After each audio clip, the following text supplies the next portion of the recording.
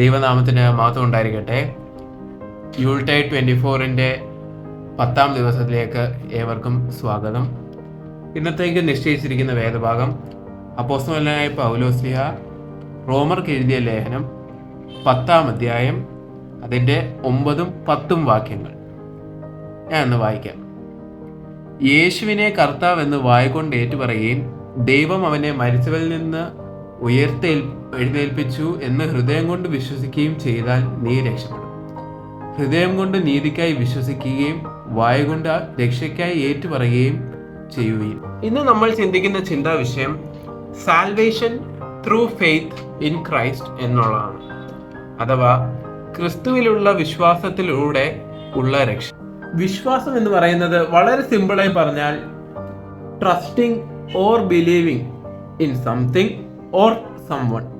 ഒരു വ്യക്തിയോ അല്ലെങ്കിൽ ഒരു ബിലീഫിനെയോ നമ്മൾ വിശ്വസിക്കുന്നതാണ് ഫെയ്ത്ത് എന്ന് പറയുന്നത്. എന്നാൽ എങ്ങനെ ആയിരിക്കണം നമ്മുടെ വിശ്വാസം? നമ്മൾ ഒരു കാര്യത്തെ എങ്ങനെ വിശ്വസിക്കണം എന്നുള്ളത് യേശു കർത്താവ് യോഹന്നാൻ എഴുതിയ പുസ്തകത്തിൽ അതിൻ്റെ 20-ാം അധ്യായത്തിൽ 29-ാം വാക്യത്തിൽ ക്ലിയറായി പറയുന്നുണ്ട്. തോമസിനോട് നടക്കുന്ന ഒരു സംഭാഷണത്തിൽ യേശു പറയുന്നു, കണ്ടിട്ട് നീ വിശ്വസിച്ചു, എന്നാൽ കാണാതെ വിശ്വസിക്കുന്നവർ എത്രയോ ഭാഗ്യവാന്മാർ. പ്രിയ സുഹൃത്തുക്കളെ, അങ്ങനെ ആയിരിക്കണം നമ്മളുടെ വിശ്വാസം.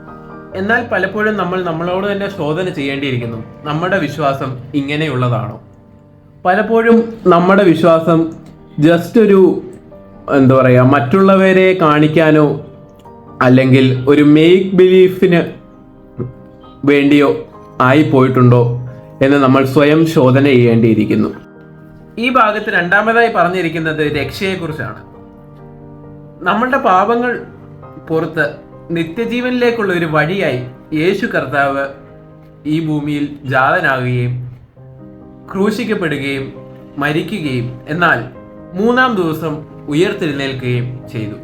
എന്നാൽ രക്ഷ പ്രാപിക്കാനായി നാം ചെയ്യേണ്ടത് യേശു കർത്താവ് പറഞ്ഞ പോലെ വിശ്വസിക്കുക, ആഴമായി വിശ്വസിക്കുക എന്നുള്ളതാണ്. ഒരു ചെറിയ കഥയൂടെ പറഞ്ഞ് ഞാൻ അവസാനിപ്പിക്കാം. ഒരു ദൂരസ്ഥലത്ത് 2 പ്രായമായ അമ്മച്ചിമാരുണ്ടായിരുന്നു, സാറാമ്മച്ചിയും അന്നമ്മച്ചിയും. ഈ സാറാമ്മച്ചിയും അന്നമ്മച്ചിയും ദൈവത്തെ വിശ്വസിക്കുകയും ദൈവത്തോട് പ്രാർത്ഥിക്കുകയും അതിലുപരി എല്ലാ ആരാധനയിലും പങ്കെടുക്കുന്നവരുമായിരുന്നു. ഇവർ പ്രാർത്ഥിക്കുമ്പോൾ സാറാമ്മച്ചി ദൈവത്തോട്, ദൈവമേ, എനിക്ക് അങ്ങയോട് ഭയങ്കരമായിട്ട് വിശ്വാസമുണ്ട്. എൻ്റെ വിശ്വാസം ഒരു കടുകുമണി പോലെയല്ല, എൻ്റെ വിശ്വാസം ഒരു മത്തങ്ങ പോലെയല്ല, എന്നാൽ അതിലും വളരെ വലുതായാണ് ഞാൻ അങ്ങയെ വിശ്വസിക്കുന്നതെന്നാണ് പറഞ്ഞത്. എന്നാൽ അന്നമ്മച്ചി ദൈവത്തോട് തൻ്റെ വേദനകളും തൻ്റെ ബുദ്ധിമുട്ടുകളും എന്നാൽ അതിലുപരി ദൈവത്തോട് വളരെ നന്ദിയുള്ള ഒരു രീതിയിലും പ്രാർത്ഥന കഴിച്ചു. അങ്ങനെ ഇരിക്കെ അവിടെ ആ ദേശത്ത് രൂക്ഷമായ വരൾച്ച അനുഭവപ്പെടുകയാണ്. ഒരു തുള്ളി വെള്ളം കിട്ടാനില്ലാതെ ജനങ്ങൾ വീർപ്പ് മുട്ടിയൊരു കാലഘട്ടം. അങ്ങനെ ഇരിക്കെ അവിടുത്തെ പള്ളിയിലെ അച്ഛന് ഒരു പ്രാർത്ഥന സംഘടിപ്പിക്കാനുള്ള ഒരു ഐഡിയ തോന്നി. മഴ പെയ്യാനായിട്ടുള്ള ഒരു പ്രാർത്ഥന സംഘടിപ്പിക്കാമെന്ന് പറഞ്ഞ് എല്ലാവരും കൂടെ ഒരു ദിവസം പള്ളിയിൽ ഒത്തുകൂടി. ഇവർ പ്രാർത്ഥന തുടങ്ങി. അരമണിക്കൂർ പ്രാർത്ഥിച്ചു, മുട്ടേ നിന്ന് പ്രാർത്ഥിച്ചു.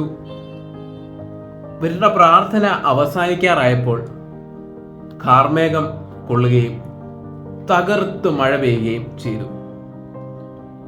വരൾച്ചയുടെ കാലത്ത് ആരാ കുട കൊണ്ടുവരുന്നല്ലേ? അത് തന്നെയാണ് അവിടെ സംഭവിച്ചത്. ആരും കുട കൊണ്ടുവന്നില്ല. എന്നാൽ അന്നമ്മച്ചി മാത്രം അന്ന് കൊടയും പിടിച്ചുകൊണ്ട് അതുവഴി ഇറങ്ങിപ്പോയി മഴയത്തോടെ. പ്രിയമുള്ളവരെ, നമ്മളും അന്നാമ്മച്ചിയെ പോലെ ആയിരിക്കണം.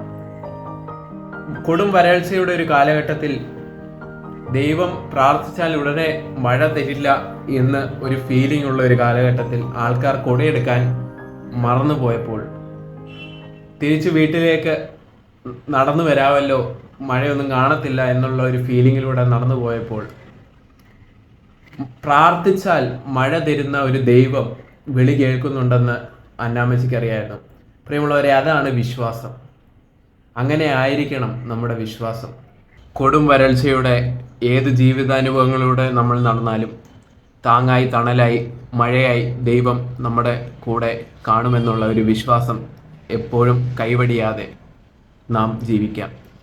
വെറും വാക്കുകൾ മാത്രമല്ല, എന്നാൽ പ്രവൃത്തിയിലൂടെ നമ്മുടെ വിശ്വാസത്തെ മുൻപോട്ട് നയിക്കാം. ഈ ഒരു 25 നോമ്പിൻ്റെ കാലയളവിൽ ഓരോ മെസ്സേജ് കാണുമ്പോഴും ദൈവം നമ്മോടുകൂടെ ഉണ്ടെന്നുള്ള വിശ്വാസം നമ്മൾ മുറുകെ പിടിക്കാൻ പഠിക്കുമാറാകട്ടെ. എല്ലാവർക്കും ഒരു നന്മ നിറഞ്ഞ ക്രിസ്മസും ന്യൂ ഇയറും ആശംസിച്ചുകൊണ്ട് ഞാൻ എൻ്റെ വാക്കുകൾ ഇവിടെ നിർത്തുന്നു. നന്ദി, നമസ്കാരം.